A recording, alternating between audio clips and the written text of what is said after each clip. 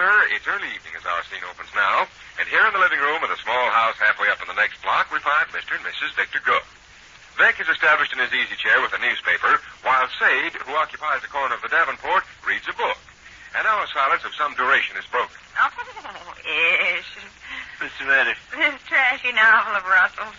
Third Lieutenant Stanley? Yeah. Third Lieutenant Stanley's a baboo. It's Lady Margaret that makes me tired.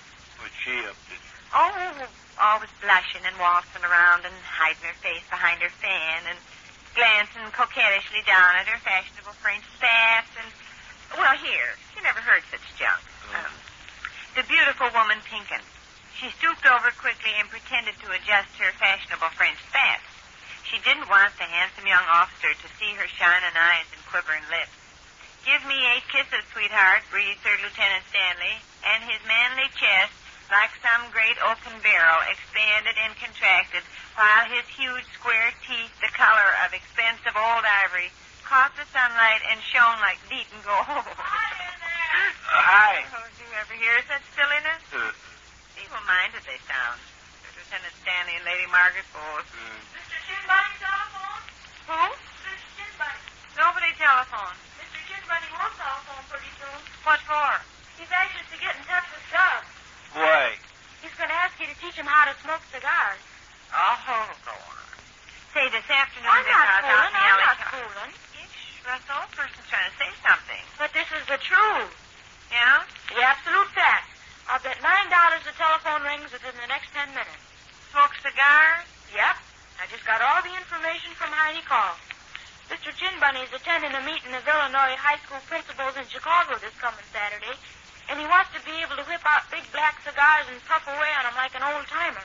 What's the idea? Same old idea he's always working on. He's desirous of having people think he's older than he is. Oh. He figures cigar smoking will give him a more mature appearance. Oh, sure. Oh, sure. You understand Mr. Chinbunny's position, don't you? He's very, very young to be a principal of a big high school. And it's got him worried. He's scared the Board of Education will throw him out on his ear and hire an older fella. That's why he wears spectacles he don't need and shaves the top of his head to have a bald spot. That's why he walks so stiff and straight and keeps that stern expression on his face. He wants to look old. Oh, sure. And I'm scheduled to bolster up his maturity by initiating him into the cigar-smoking habit, huh? Exactly. You see, he's attending this meeting in Chicago next Saturday. He'll meet a lot of other high school principals, and he'll also meet important big shots. He's anxious to impress these important big shots. He don't want to be considered any young kid. His idea is to whip out big black cigars and smoke away like a steam engine and show everybody he's knocked around the world plenty and understands what's what. I didn't think teachers smoked. Well, they don't smoke around the school building or in public, but what they do at home is their own business. Oh. Be plenty of them smoking in Chicago next Saturday. Well, Mr. Chinbunny's never smoked in his life, but he got this idea. So the thing to do was to find somebody to teach him to smoke. He consulted Frida. Frida suggested you, Gus. I don't know as I'm flattered particularly. Being recommended as a good guy to teach people to smoke puts me in the light of a guy that's a slave to nicotine. No. You say Chinbunny's going to phone me this evening? I'm surprised he hadn't already done it. He's crowded for time, see? He's only got 3 days to contract the cigar-smoking habit. He wouldn't want to go up there to Chicago and botch the job. He wouldn't want to give himself away by handing his cigar awkward. Or getting sick. Yeah, or getting sick.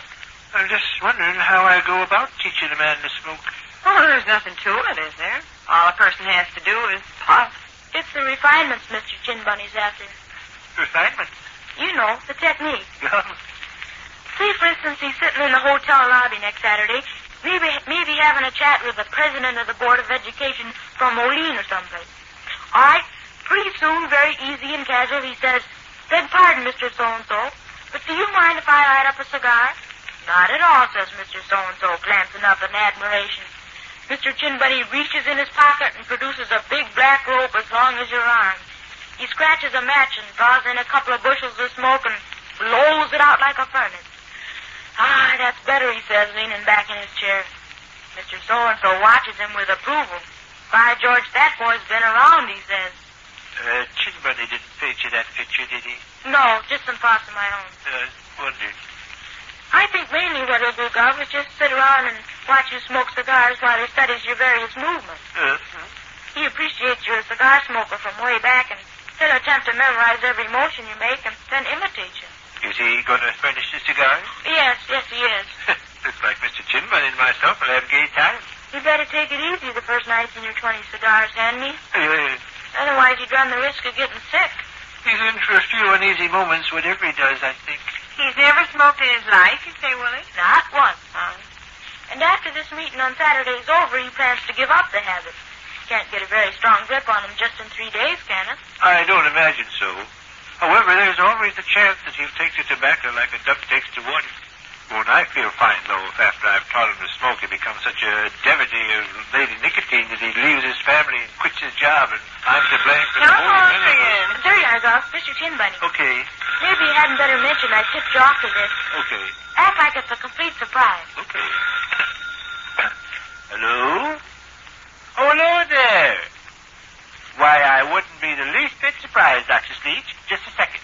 There's some woman on the telephone that claims her name is Stembottom. 500? Yes. Sure, invite him over.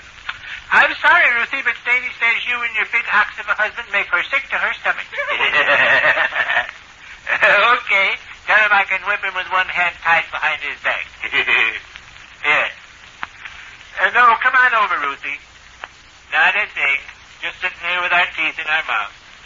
Okay, fine. Fine, Ruthie. We'll be looking for you. You bet. Bye-bye. How soon? 15, 20 minutes. I'd change my shirt. Oh. Well, put on shoes anyway. Gov, with Ted and Ruthie coming over, How you get that Ted and Ruthie stuff? With Mr. and Miss Stembottom coming over, how are you going to teach Mr. Chin Bunny to smoke cigars? Oh, I forgot about that. He'll be telephoning directly. Well, heck, you said all he wanted to do was to watch me. He can sit in the Davenport and watch me smoke cigars till he's blue in the face. Till you're blue in the face. Yeah. He's nothing but an overgrown kid, that Chin Bunny. He's scared of his job, Mom. He's afraid the Board of Education will fire him for being too young. He's always on the lookout for Anglesey. Anglesey can follow up and give the human race the impression he's a lot older than he is. And by George, seems to me this cigar smoking stuff is a pretty doggone smart angle. Maybe I'll establish a cigar smoking college. Set up a regular curriculum and take in students at $40 a semester. Now, let's see. The first lesson will read, insert cigar between thumb and forefinger.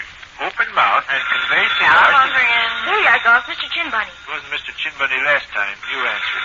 Okay. Murphy Ruthie called to say Ted's changing the laces in his shoes. Ted is eternally changes the laces in his shoes. He does seem to do it oftener than other people. Hello? Yes, it's him. Why, yes, Mr. Chin Bunny, I believe he is. Hold the wire a second, please. Okay, Gov. This is really on the level, huh? Why, I assured you it was on the level. Sounded like a figment of somebody's imagination. Oh, here, he's waiting. Well, shall I tell him he can come over, kiddo? I don't care. Hello?